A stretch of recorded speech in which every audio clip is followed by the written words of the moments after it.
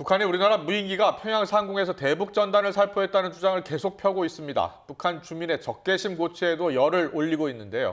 북한 노동신문은 주민들의 이름을 빌려서 수위 높은 막말 발언을 또다시 쏟아냈습니다. 취재기자 연결합니다. 김대겸 기자. 네, 김대겸입니다. 북한의 주민들 명의로 막말성 보도를 이어가고 있다고요?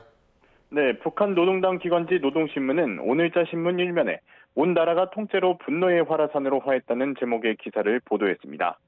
북한은 이 기사를 통해 수천만 인민이 참을 수 없는 분노와 무자비한 보복 열기로 피끓고 있다며 또다시 원색적인 비난을 쏟아냈습니다. 특히 주민들 이름을 빌려 남한을 향해 괴뢰 졸속이라는 등 수위 높은 막말을 쓰는 건 물론 불바다 표현 등 호전적 발언도 여과 없이 지면에 실었습니다. 이는 주민들에게 대남 적개심을 고취시켜 내부 통제를 하는 동시에 방공망이 쉽게 뚫렸다는 자신들의 약점을 감추려는 의도로 풀이됩니다. 북한은 이와 함께 어젯밤 늦게 김여정 노동당 부부장이 한국군이 무인기 침투의 주범 내지는 공범이라고 주장한 담화도 노동신문 1면에 함께 배치했습니다. 김 부부장은 담화를 통해 한국 무인기가 다시 발견되는 순간 끔찍한 참변이 일어날 거라고 위협했습니다. 네, 이런 가운데 북한이 그동안 남쪽으로 날려보낸 쓰레기 풍선에 GPS 장치를 일부 장착한 것으로 확인됐다고요?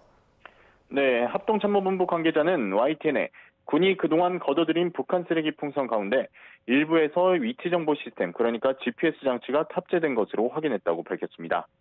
이에 따라 군은 북한이 GPS를 이용해 풍선 이동 경로를 실시간으로 추적 가능한지와 특히 원하는 지점에 낙하물을 투하할 수 있는지를 분석하고 있는 것으로 전해졌습니다. 다만 재원적인 한계로 GPS는 일부 풍선에만 달린 것으로 알려졌습니다.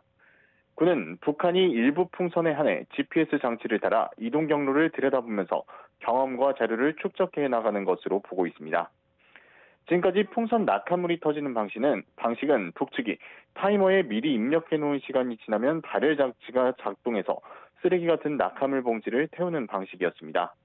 군 관계자는 쓰레기 풍선은 GPS를 달아도 풍향 등 기상 극복에 한계가 있다고 지적하면서도 북한의 풍선 부양 기술 발전 가능성에 대비하고 있다고 말했습니다. 합참에 따르면 북한은 지난 5월부터 이번 달 11일까지 올해 28차례에 걸쳐 남쪽으로 풍선을 날렸고 수량은 총 6,000개가 넘는 것으로 파악됐습니다. 지금까지 국방부에서 YTN 김대겸입니다.